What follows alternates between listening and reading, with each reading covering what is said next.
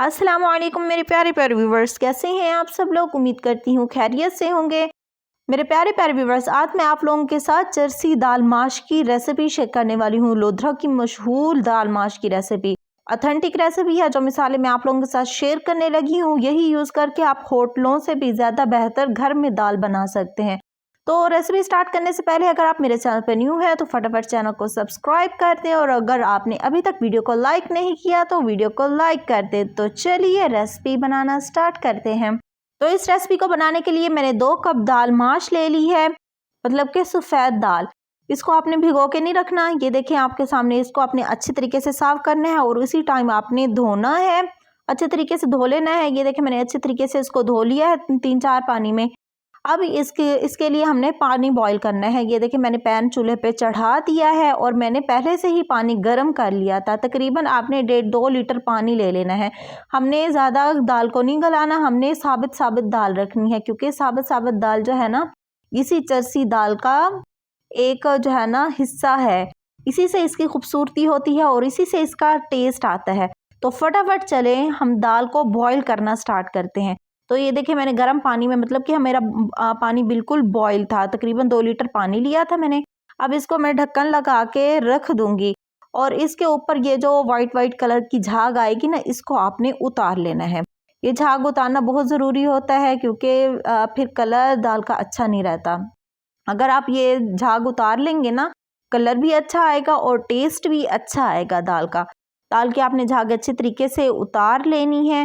तो मेरे प्यारे प्यारे व्यूवर्स, जब तक हमारी दाल बॉईल होती है, बॉईल होने में तकरीबन 15 मिनट लग जाएंगे। हमने 15 मिनट लगाने, इससे ज़्यादा हमने टाइम नहीं लगाना। इससे ज़्यादा अगर हम टाइम लगाएंगे तो हमारी दाल ज़्यादा गल जाएगी, साबित नहीं रहेगी। जब तक हमारी ये दाल गलती है, इसको हम दूसरे चूल्हे पे चढ़ा देते हैं और इसका तड़का बनाना स्टार्ट करते हैं।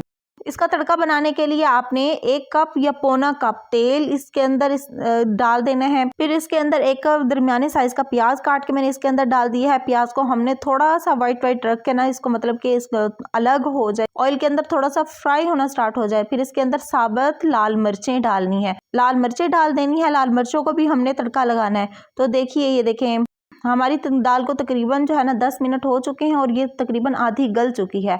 तो मेरे प्यारे प्यारे व्यूवर्स, आपने वीडियो को स्किप नहीं करना। अगर आपने थोड़ा सा भी वीडियो को स्किप कर दिया तो आपको समझ नहीं आनी मैंने क्या क्या डाला था। अब इसके अंदर मैंने मिसाले डाले हैं। 1 कड़ी पत्ता डाला है, 2 लौंग डाले हैं, दालचीनी डाली है। अब इसके अंदर मैंने 1 चम्मच भर के साबुत ज़ीरा डाल दिया है। इसको मैं अच्छे तरीके से भूनूंगी। उसके बाद 1 चम्मच भर के मैंने अदरक लहसुन का पेस्ट डाल दिया है और इसको अच्छी तरीके से भूनेंगे। इसकी खुशबू आनी चाहिए। खुशबू जैसे ही आएगी फिर दूसरे मसाले इसके अंदर डालना स्टार्ट करेंगे। मेरे प्यारे प्यारे व्यूवर्स, रमज़ान का महीना है, बाबरकत महीना है। दुआएं समेटें, मुझे भी अपनी दुआओं में याद रखिएगा। मेरे लिए खुसूसी दुआ कीजिएगा अपने प्यारों के लिए, और मेरी वीडियो को अपने प्यारों के साथ ज़रूर शेयर कीजिएगा। इसके अंदर मैंने 1 चम्मच भर के धनिया का पेस्ट डाल दिया, 1 चम्मच भर के कसूरी मेथी डाल दिया। कसूरी मेथी इसके अंदर जान डाल देगी, बहुत ही अच्छी खुशबू आएगी। कसूरी मेथी आप अपने हर खाने में डाला करें, कसूरी मेथी में शिफा होती है।